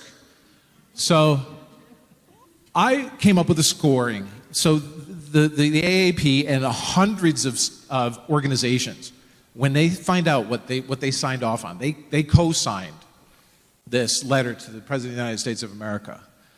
Well, I've been a college professor for a while, and I teach thousands of students all my life, so I know how to grade papers. So I took each one of those 46 papers, and I put it through a grading scheme. Did they actually examine autism prevalence? If they did, they get a positive 1. Did they compare vaccinated versus unvaccinated? If they did, they get a positive 2. Did they compare just a single vaccine, like MMR, or just pick one vaccine? So those that got MMR and those that didn't get MMR, but they got other vaccines. If they did that, they got a negative 2. Did they just analyze trends? Oh, it seems to be increasing here, no control group. Negative 1. Did they do a randomized clinical trial, retrospective did they do a retrospective correlation study? And this is important. Many of you might not know the difference between an epidemiologic study and a randomized prospective placebo-controlled trial, the gold standard that Dr. Tenpenny was talking about. They're completely different beasts. They're not the same kind of clinical study. Yeah, they both use human subjects, but one is vaccinate the population, go out there and grab a bunch of people after the fact and see what you can find. The other one is you get vaccinated, you don't get vaccinated. You get vaccinated, you don't get vaccinated in a randomized way. Or you get the drug and you don't get the drug in a randomized way, which is the answer to the question, and the second question that you asked, which was brilliant, like, okay, how do we know? How do we know that there's something there when you have all these variables you can't control for? So going through the scoring thing here, did they have sufficient or insufficient power? And this is where this comes up. If I told you that I buried a $5,000 gold bullion on a sandy beach, and I set up a stand to sell metal detectors, would you show up and spend some money on a metal detector? Right? You would, right? Who wouldn't? Now, if before you bought the metal detector, I said, but I buried it 40 feet deep, and this metal detector can't go beyond like 4 feet, would you still buy this? Would it be ethical for me to sell this to you? No. This doesn't have the power to detect that, even though it's there. It's buried too deep. So if these studies didn't have a large enough sample size, enough patients, to have high enough power to detect an increase in autism with vaccination, well, one of the studies was a Polish study. They had 96 that were vaccinated and 192 that were not. That's not enough, people. There's less than one biological kid with autism in the group with 96. That's just, you're not going to find a difference if you can't find a single person, right? So did they inappropriate or appropriate use of covariates?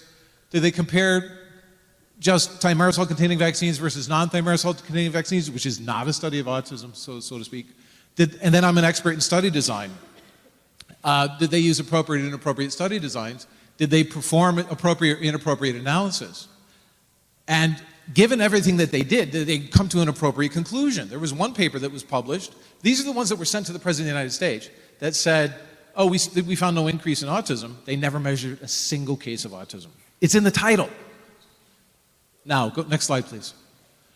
Under this scoring scheme, the best study that you can find is a plus 12. It's completely objective. Anybody can take my scoring scheme to any study and apply it. The best that you can get is a plus 12. Next slide, please. The average study had negative 6.6. And you can see in this histogram that ecological correlation epidemiological studies have failed us. I believe that we need to stop saying vaxxed versus unvaxxed without saying no. Vaccinated versus unvaccinated randomized clinical trial only. No more epidemiological correlation studies. Why? Because we're only going to ever make it to the 50%, the 50% mark. If we don't insist on randomized clinical trials, and if we do a correlation study, and we find a correlation with vaxxed versus unvaxxed, what are they going to say? It's just a correlation. You can't know causation from epidemiology. It's the wrong tool. So if I had a trash can and all those papers, I would throw all of those epidemiological studies out and start brand new. That's right. Next slide, please. Thank you. Next slide. That's it? Okay. So my overarching conclusion is, and look, they didn't kill me, right? My overarching conclusion is there is no valid science that shows that vaccines do not cause autism. And I also looked at the rest of the literature, and this list left off studies. They sent the President of the United States a biased list of studies. This one had a 0.8 odds ratio, this list. If you take the other studies they left off, it had a 4.01 odds ratio. So those hundreds of organizations that signed off on this, I bet you not a single one of those organizations even read a single one of those studies they signed off on. Okay? My institute is called the Institute for Pure and Applied Knowledge, James Lyons Weiler. I want to thank our organizers. Wow. Wow. Amazing. Thank you so much. Did you have a question? Yeah. Okay. While I ask a question of Dr. Lyons Weiler, if you do have a question, if you we taking questions? Yeah. If you 3 questions. So if you could come down and ask your question. I want to ask you, you said no valued studies don't show a correlation between. Could you rephrase that last sentence? What I said was, in my opinion. Keep going. Don't touch it. Don't touch it. Don't touch it. What I said was, in my opinion, that there is no valid science. There's no credible science that shows that vaccines do not cause autism. Do not cause, right. So basically, as a person that came in here as jaundiced, if I possibly could have, after meeting Shannon and Britney and spending time with them, you can imagine what that meant. That was a joke. It's not too tight. Poor guy. Poor guy. And having Dell on my show, you can imagine. But the question I have is that I guess what I've heard all evening, that there are tons of information that shows there is. There are a good number of studies. There's at least, I think, 6 or 8 that show a positive correlation. Positive correlation. But it's just a correlation. Right. So here we are, 16 years, 17 years after IOM was supposed to do their job. Right. And the best that we can say technically is, I don't know. You're saying we, meaning the scientific community, right, actually does not have the data to show whether vaccines cause autism or not. Gotcha. And yet you hear it all the time. But we know vaccines do not cause autism. Really? Gotcha. Okay. Gotcha. Thank you. Yeah. Ma'am. First of all, thank you, doctor. So much for speaking out. There's so many doctors that will not. My name is Tabitha, and I have a daughter named Caitlin who was injured by the Gardasil vaccine 4 years ago. We actually just got back from federal court 3 weeks ago. My question is to the doctors, I'm not from a medical field, but I have learned that the MTHFR mutation, which my daughter does have, makes kids they get injured more easily. They can't detox. These are markers that can be found instantly at birth. The angel kisses on the eyes, the dimples.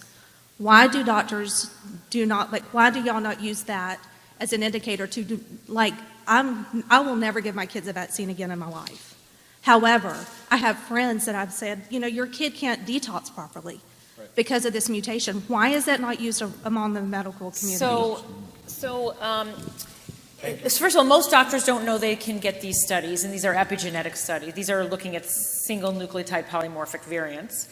And the MTHFR is just one of these variants that can lead to susceptibility. And I talk about this, and I have to write testimony about this, and this is how we win these vaccine custody cases, but these have only been available for the last several years. 23andMe, Ancestry, 23andMe stopped doing the MTHFR, actually. What we hear in court from the opposition is there's no evidence that kids are more susceptible. However, there is. So Yehuda Schoenfeld and Lucia Tomlinovic published a book called Vaccines and Autoimmunity. And in it, they actually, because it's very hard to find these studies, and you could probably speak to them, Dr. Shaw, but in it, and I'd always heard this, and I never could find evidence of this, that the way researchers study autoimmune diseases is in animal models is they induce them by giving aluminum adjuvants or by giving vaccines. But what they know now is they look for animals, rats and mice, with these specific SNP variants, single nucleotide polymorphic variants, and they say, oh, we looked at, a rat with an MTHFR, has this known variant, and we induced for MS, let's say, or whatever. And so there's different variants, but most people don't know this research. It's very hard to find. I couldn't find it until I got that textbook. And it's not, mainstream medical science isn't accepted. No geneticist knows about it. They don't even look at the epigenetics. They say, oh, it's normal genetics. There's normal genetics. What are they talking about? It just happens. It's just happens. Like nothing just happens, right? So there's a lack of awareness. There's a lack of acceptance. It's a total can of worms for these people, because if we now have these papers that we can access that show we're inducing autoimmune diseases in rats and mice that had these variants that they know they have these known variants, and that's how they get MS or ALS or Crohn's disease or rheumatoid arthritis in the animal model, by giving a vaccine with a known SNP variant. It's evidence enough, and it has been very helpful in court, but it's not known, and these are new tests commercially available. Thank you so much. Adding to that, so Dr. Offit and others have said it takes 10,000 times the amount of aluminum per body weight, or 20,000 times the amount of aluminum per body weight when you induce autoimmunity in a mouse or a rat. But Dr. Bark is exactly right, because I've looked at all the studies on inducing autoimmunity in mice and rats with aluminum hydroxide. And that's true. If you just take your generic mouse or rat off a research mouse, and they use 10 or 20,000 times the amount. But if they have a genetic variant that predisposes them to autoimmunity, they only need to use 5 times the amount per body weight that's in one vaccine. And we get kids that get 7, 8, 9 vaccines at a time, or they get how many per year? You saw the schedule. And so there is no question in my mind that we can induce autoimmunity in humans. It's not as though aluminum hydroxide automatically, magically stops making autoimmunity in a mammal just because the mammal is called humans, right? Correct. So great question. Thank you so much.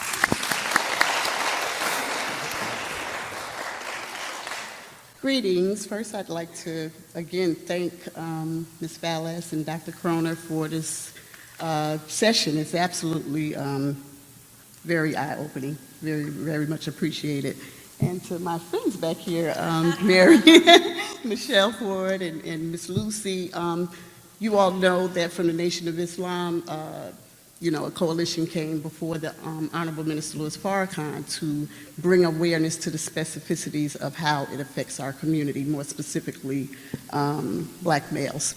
However, I'm coming from a different perspective of thanking and being very thankful for my 27 years of being in the Nation of Islam, and the fact that we are taught and have always been taught about vaccine awareness. And so with that information that was brought to us, now we're even more vigorous in the community in trying to bring awareness for those who just may not have that, as you say, the trusting of government, so to say. We can give it to them from a more specific way. Very simplistically speaking, I am a mother of 7, you are 5. Between the two of us, we have quite a few, yeah. And the grandmother of 11. For me, Dr. Tenpenny, I hope I said that right, you spoke to my spirit with the information and data that you gave, because as much as I care about what I feed my children, I am very, very cognizant of whatever they're exposed to. And now having a legacy of 2 generations of non-vaccinated children in our lives, I'm very grateful. But I will say, there is no way that I would not look and ask. And I know everybody doesn't, because we have that level of comfort that no way would my government do this to me. But with all the data that you all have given, the simplistic part of this for me is the ingredients that are in the vaccines, and it's on the CDC's website. So for me, as I go into the grocery store and I read what's on the back of, the things that I am purchasing from my family, I'm not giving my children chick embryos, cell cultures from, potassium chloride, monkey embryos, just these items that are in a vaccine that I am putting in my child. Human embryo, human DNA. We already know that, I'm not a PhD here, nor am I an MD, but I will tell you that that part, when you break down the data of all that affects and all of the different things that are in these vaccines, this is so simplistic for me. There's no way that I would be injecting or allowing my children to be injected and not trying to share that with everybody that I know now. Because even when I was not vaccinating my children, it was more consciousness of, I don't know what's in that. But now that I really, really have gotten on the bandwagon of bringing awareness, there's no way that I could read the ingredients list and share that with you. So that was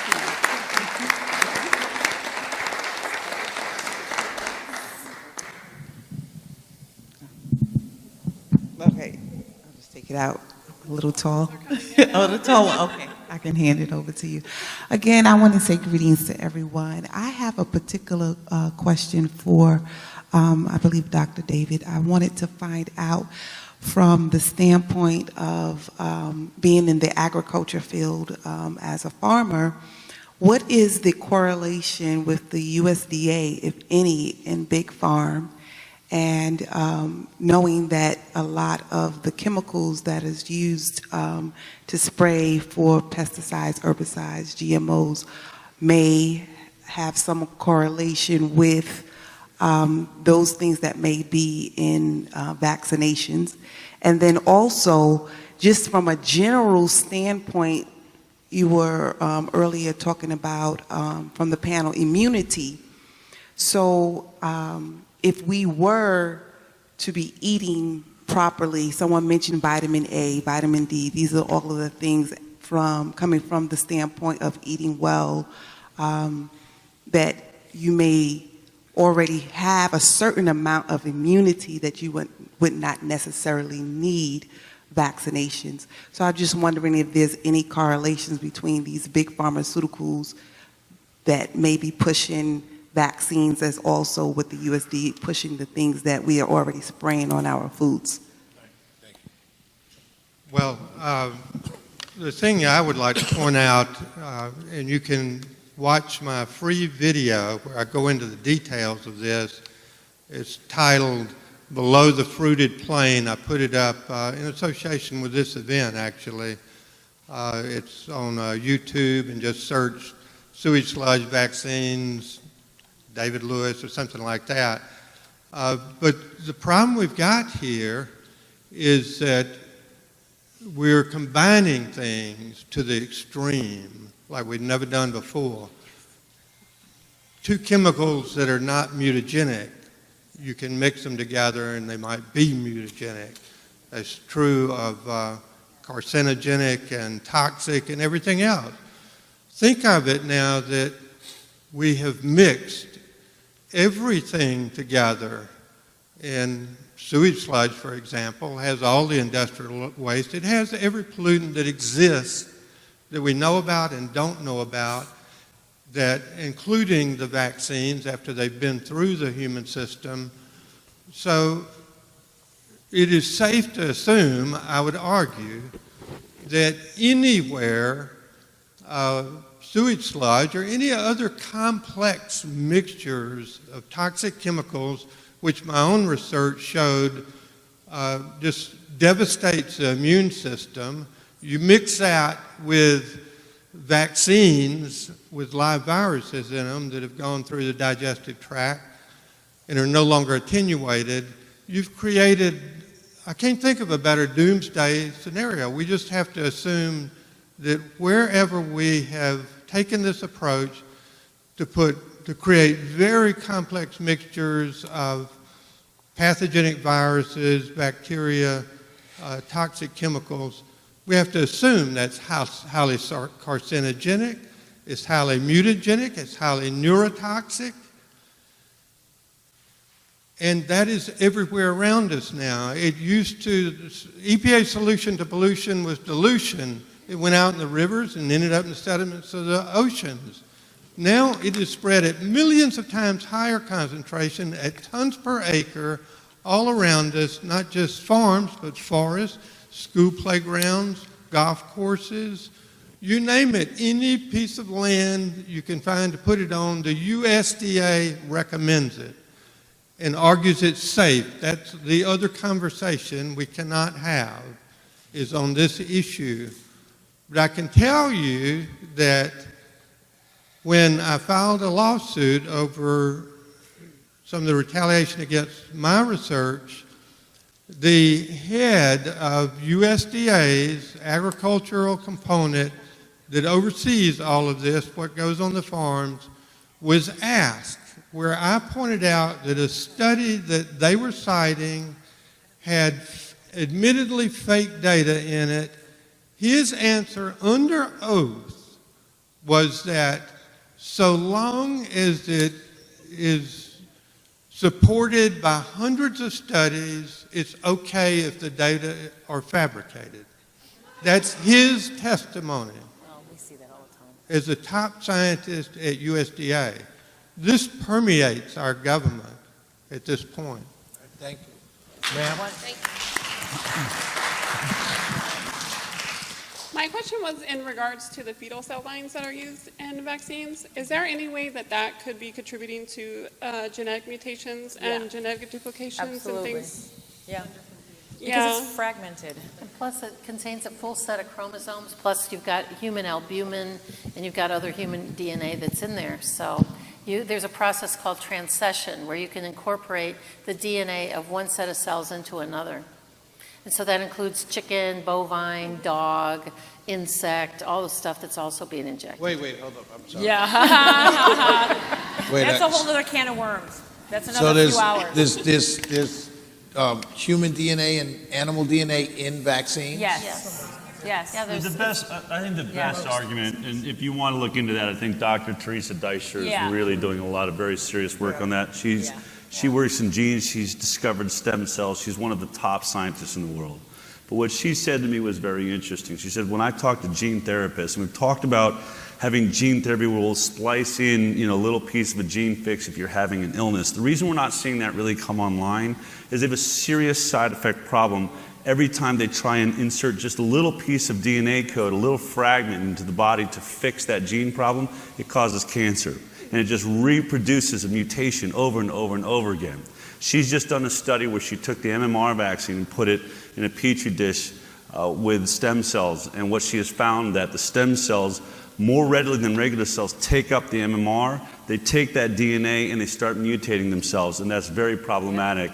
Your stem cells are what are mutating. It would be okay if just some random cell mutated, we have millions and millions of them.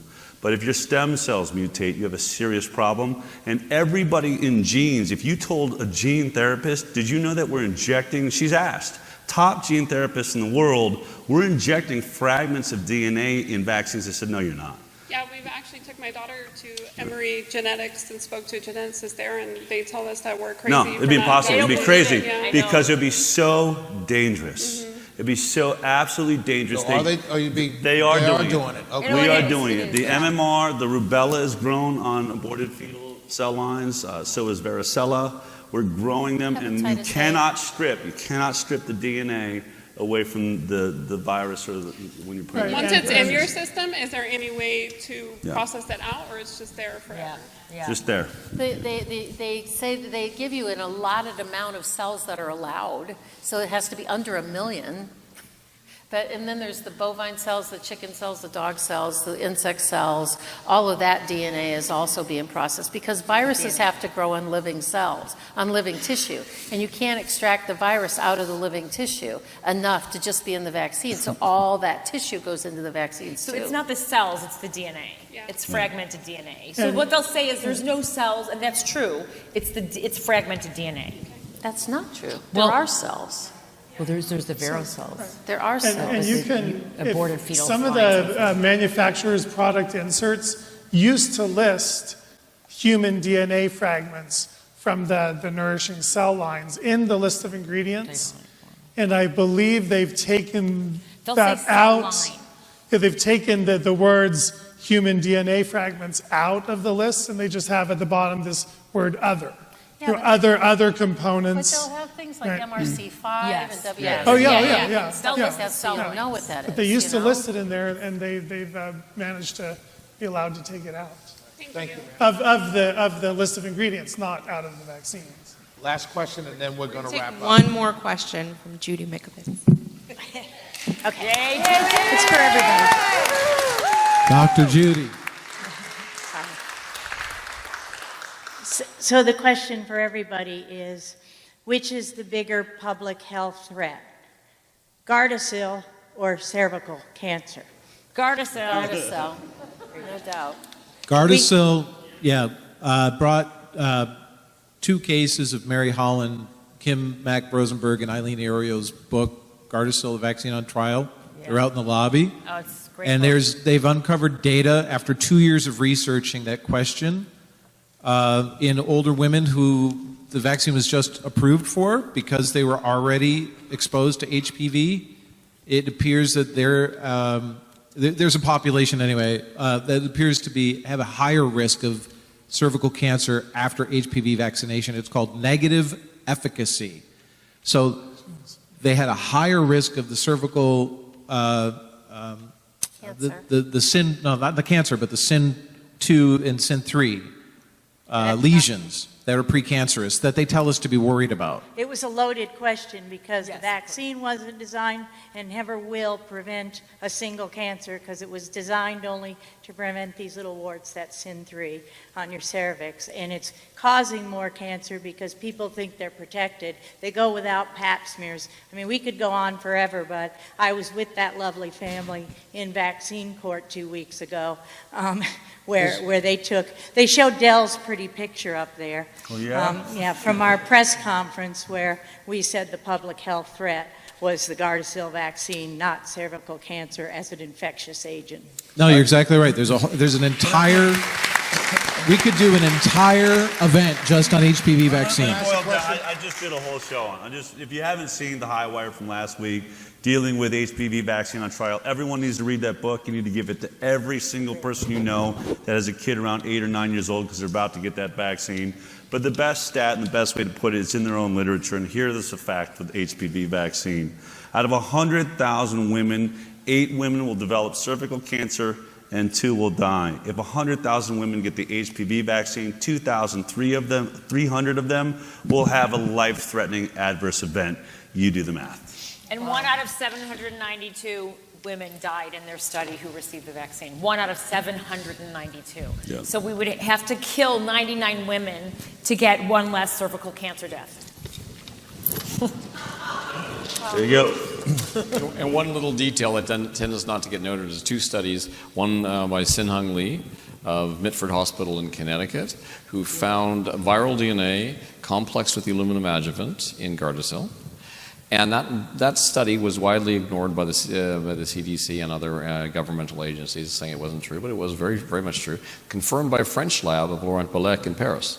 So this is definitely there. So if you wanted to have I can't imagine a better way of putting creating autoimmunity than complexing aluminum with DNA and sticking it in your brain.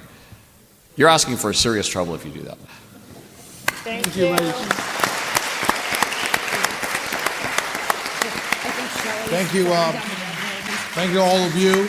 Thank you to all our organizers. Thank you to our panelists.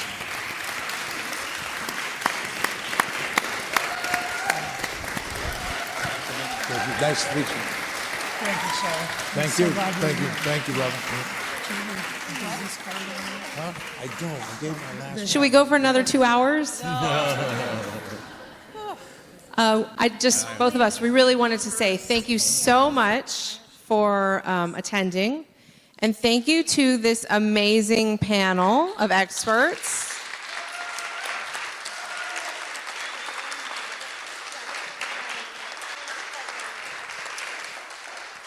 And I want to say thank you to Britney for joining me on this journey because together we could not have made this happen I couldn't have made this happen without her. And so thank you, Britney. And thank you, everyone. Thank you. I just want to say we have one more call to action that we want to talk about, and we do have the raffle that we're going to do after the call of action. So just a couple more minutes, guys. Please hang tight. We just wanted to make sure to say our thank yous and to wrap up so that you guys know that we know you're hungry and the restaurant is extending everything for us. As a mom, as a parent, as a human being, this is an extremely important topic. And one thing I just want to say is that if the agencies that are telling you to do certain things medically and they're looking out for your best interest above all else, they should be here to talk to you about it.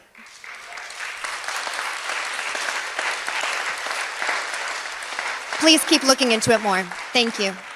And thank you to all of our panelists. Thank you to everybody. And I want to welcome Del Bigtree. I want to welcome Del Bigtree for the last call to action, please. Thank you, Del, for everything. You basically covered. I mean, I think we could have gone, you guys have stuck out, I think, 6 hours of information. The pharmaceutical industry is keeping people like this that really wanted to be here to try and talk about vaccines. But what they will tell these people is that there's no science on the side of anti-vaxxers, that they're all just crazy fanatics, and all you heard was science, and we could go on for another 20 hours, every one of these people doing important science, and so many scientists from around the world doing this science. The science is happening. These people cannot stand in the face of it. And Paul Offit and Stanley Plotkin, we reached out to you. These ladies reached out to you, and you said you wouldn't show up because there were no professionals on this side. We thought that's what you were. We thought that's what you were supposed to represent. Why are you not sitting here? What are you afraid of? And for all of you out there in cyber world that are watching this and can't believe how much science you just heard and are wondering why your doctors and your scientists aren't standing up for a program that you were forced into, your call to action is to call every one of them. Call every hospital, every doctor. You go to your pediatricians, you say, why will you not stand up? We are not bumper sticker slogan people anymore. Just telling me that vaccines are safe and effective is not a scientific plan. Science sounds like this. Start talking about it. Thank you.